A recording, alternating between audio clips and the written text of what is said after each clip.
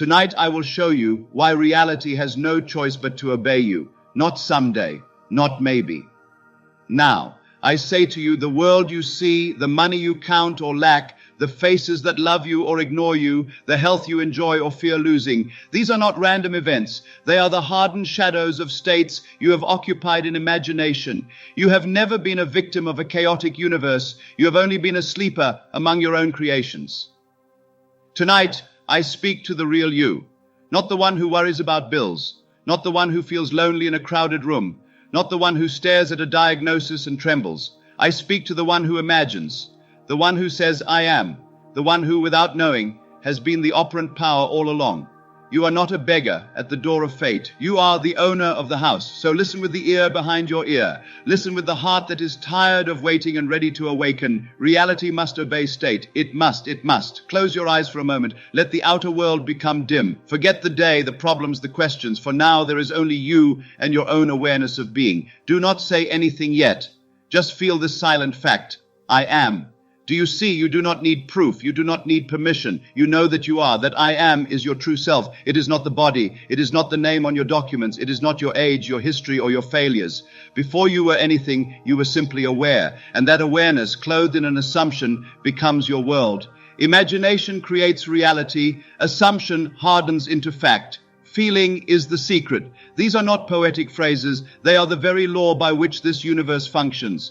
You have been using this law every moment of your life, using it unconsciously, letting old fears, old stories, old opinions dictate your state. Now I call you to use it consciously. You do not get what you want. You get what you are. The state you occupy, silently, repeatedly, deeply. That is your decree. That is your command to reality. Enter the state and reality must obey you. Not because you are special among others, but because consciousness is all there is, and you are that consciousness individualized. I tell you, stop thinking of your desire. Begin to think from it. There is a vast difference. To think of wealth is to stand outside of it, admiring it, fearing it, wanting it, resenting those who have it. To think from wealth is to feel the quiet normalcy of already being provided for, already capable, already expanded. To think of love is to feel separate, longing, waiting.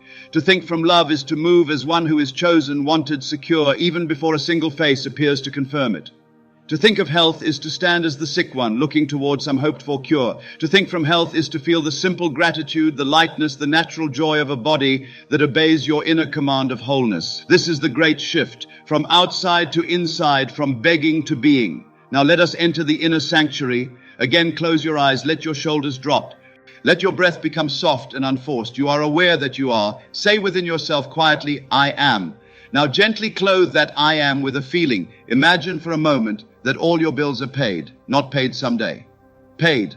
Imagine that the idea of money no longer tightens your chest, no longer makes you count coins in your mind. Imagine instead the feeling of quiet abundance. Do not think of piles of cash in a frantic way. Do not strain. Just imagine the simple, restful sense, I always have more than enough. How would you breathe if that were true? How would you walk? What would you no longer do? Perhaps you would no longer check your account every hour. Perhaps you would stop rehearsing conversations about what you cannot afford.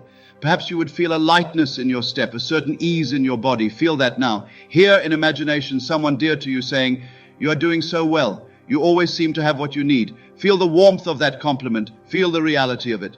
Do not ask how. Do not calculate the method. Just accept the feeling as present fact. This is entering the state of wealth, not by effort in the outer world, but by a subtle shift of inner identity.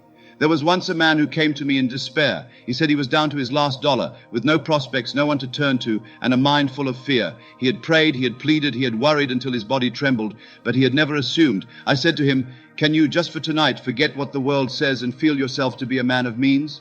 He laughed bitterly and said, how can I feel that? Look at my situation. And I said, your situation is the shadow of who you felt yourself to be yesterday. I am not asking you to describe that shadow. I am asking you to choose a new state now. So I guided him as I am guiding you. He closed his eyes. He imagined opening a wallet and seeing it thick with bills. He imagined signing checks without hesitation. He imagined himself saying to a friend, it worked out. I knew it would. At first, it felt like a lie to him. His body resisted. His old state argued. But he persisted night after night, entering that feeling before sleep. He stopped rehearsing lack and began rehearsing abundance in imagination. Within a short period, a friend he had not seen for years contacted him with a business proposal. Then another opportunity appeared, one he would have never predicted. What the world called luck was nothing but the bridge of incidents leading from his old state to his new. He did not plan these events. He did not know how they would come. He only knew the end, and reality obeyed. It must. It must. Understand this. The outer world is slow and heavy. It is the last place change appears. Your inner world is swift and fluid. Whatever you assume in feeling, there will in time objectify itself here. So when you enter a new state, wealth, love, health, do not be disturbed if the outer world still carries the echoes of yesterday. They are shadows of former states, nothing more. You are not to wrestle with shadows. You are to stand in the new light. Now let us move into love. Many feel the ache of loneliness. They stare at an empty bed, a quiet phone, a memory of someone who walked away. They say, if only they would return, or if only someone would choose me. And so they live in the state of unchosen, begging life to change. I say to you, you are not waiting on love. Love is waiting on you, not as a person, but as a state. Do not think of being loved. Think from being loved. Again, close your eyes. Imagine not a specific face, if that brings pain, but the feeling of being deeply wanted. Feel what it is like to receive a message that makes your heart glow, to hear a voice that lights up your whole being. Feel the security of knowing, I am cherished, I am chosen, I am safe in love. How would you sit? How would you speak? What thoughts would you indulge? Would you replay old rejections? Would you compare yourself to others? Or would you move through the world with a quiet, radiant confidence? Let that feeling rise now. Perhaps imagine lying in bed, a warm arm around you, a soft voice saying, I am so grateful for you. Do not cling to a specific form. Cling only to the feeling. One woman once came to me with a broken heart. Her partner had left her for another, and she felt discarded, humiliated, unworthy. Night after night, she saw him happy with someone else in her mind. She rehearsed her pain until it became her only companion. I said to her gently, you are faithful to the wrong state. You have made a god of your wound. I asked her, can you just in imagination hear yourself being told, you are loved, you are wanted, you are the only one? At first she resisted. Her pride, her hurt, her sense of injustice all cried out for recognition, but she agreed to try.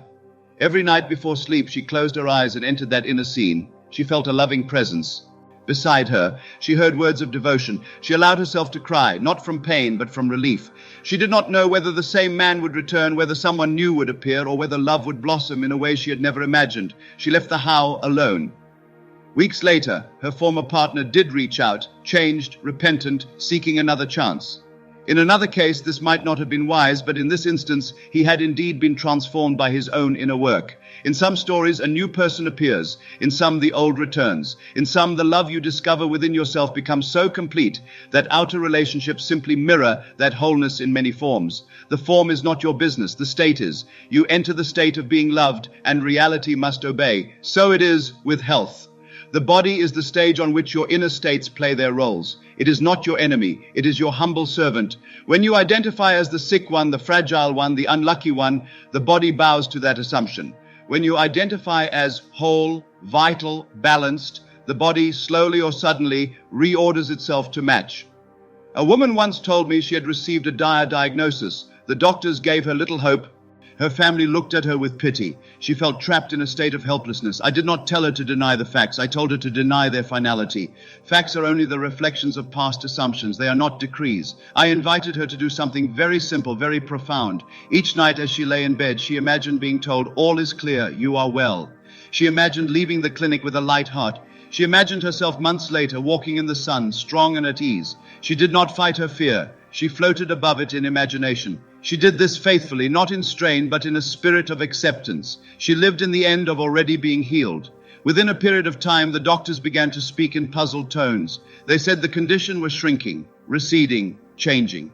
In the end, the same voices that had given her little hope now said, you are going to be fine. What changed first? Not her body, her state. She entered the state of health, and the body obeyed. Understand, my friend, state is everything. Your life, as you now see it, is a perfect outpicturing of the states you have most often entertained. If you change the state, the play must change. There is, in this law, what may be called the bridge of incidents.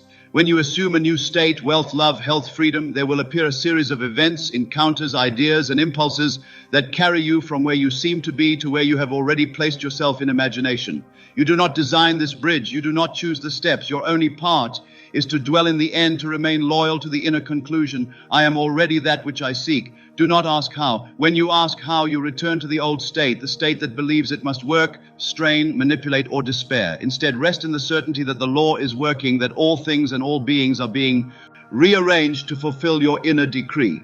A man once told me he wanted to leave a suffocating job to move into a field that expressed his gifts and brought more wealth, but he could not see how. He feared losing security. He had a family to support. I asked him not to quit at once, not to take reckless outer action, but to live inwardly as one who already worked where he longed to be. He began each night to imagine returning home with a feeling of satisfaction, telling his partner, "It feels so good to finally do what I love, and we are more provided for than ever." He felt the weight lifted from his shoulders. He felt the new rhythm of his days. He imagined checking his accounts and seeing increase. Then in the outer world, something unexpected happened. A reorganization at his company shifted roles. A friend mentioned an opportunity in another firm. A casual conversation led to an invitation. Step by step, the bridge of incidents unfolded, leading him to a position in a different company, doing the very work he had envisioned with greater pay. He did not plan the bridge. He only knew the destination. This is why you must not concern yourself with how. When you plant a seed, you do not dig it up each day to check the progress. You water, you wait, you trust the unseen process. So it is with states. Now let us speak of the past. Many are chained not by their bodies or their bank accounts, but by their memories. They replay old humiliations, old betrayals, old losses. They say, if only that had not happened, I would be different now. They do not realize they are keeping that event alive by constantly feeding it in imagination. But there is a sacred power available to you. Revision. You can change the past, not in the historical record of others, but in the only place that truly matters, your own consciousness. And when you change it there, your present and future must shift. Tonight, I ask you to choose one memory that still hurts. Do not choose the most painful at first, if that feels overwhelming. Choose something that still stings, still whispers to you in the dark. Close your eyes, see the scene as clearly as you can. Hear the words that were spoken. Feel the emotions that once rose in you.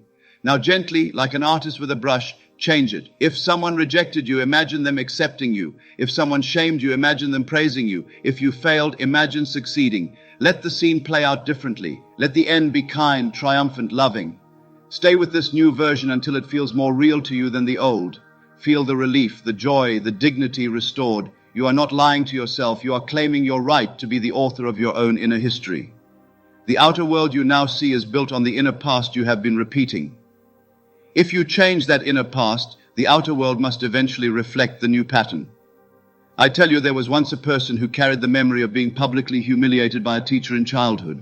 This memory made them fearful of authority, afraid to speak, always expecting ridicule. They revised it. Night after night, they saw that teacher praising them, encouraging them, calling them brilliant. In time, they noticed they no longer trembled when speaking in groups. They began to receive more respect in their work. They found themselves calm and confident where they had once been small and afraid. What changed? The state. The new inner past created a new inner identity, and that identity drew new experiences to match. The world is yourself pushed out. Those who seem to oppose you, those who seem to limit you, those who seem to ignore you are only playing the roles your inner conversations have assigned them. Change the inner conversation, and the actors must change their lines or exit your stage. So if you wish more respect, speak to yourself with respect. If you wish more kindness, stop rehearsing arguments and begin rehearsing harmonious dialogues in imagination. If you wish more opportunity, stop saying within yourself, nothing ever works out for me, and begin to say, everything is always working together for my good. Your inner speech is script. The world is the stage. Do not try to control the stage. Control the script. Now perhaps you say, I have tried to imagine, I have tried to assume, but nothing changes. I tell you, it is not that nothing changes. It is that you have been impatient with your own seeds. You plant a new assumption, then run back to the old feeling because the outer world has not yet caught up. You must understand, outer appearances are lagging indicators. They are shadows of states already past. If you persist in the new state, calmly, faithfully, without frantic strain, the old shadows will fade and the new must appear. Persistence is not clenched teeth, it is quiet loyalty. Imagine you have moved into a new house. At first you may still drive toward the old address by habit. You remember how the rooms looked. You remember the creak in the floor, but you gently correct yourself. You say, no, I live here now. So it is with states. When you catch yourself thinking as the poor one, the unloved one, the sick one, do not condemn yourself. Simply say within, no, I live here now, and return to the feeling of your chosen state. Again and again you redirect, again and again you choose. In time, the new state becomes natural, and the outer world, like a faithful mirror, reflects your new dwelling place. You are not waiting on life. Life is waiting on you to choose, to assume, to feel. You are the one who imagines. Now let us gather all of this into a single simple truth. There is only one creative power, awareness imagining. You are that awareness, and your assumption in feeling, who you silently know yourself to be, is the law to which reality must conform. If you enter the state of wealth, wealth must find you. If you enter the state of love, love must embrace you. If you enter the state of health, health must bloom in you. If you revise the past in imagination, the present must shed its chains. If you persist in the identity of I am blessed, Ed, I am chosen, I am abundant, the world cannot help but bow to that decree, not because it is kind or cruel, but because it is law.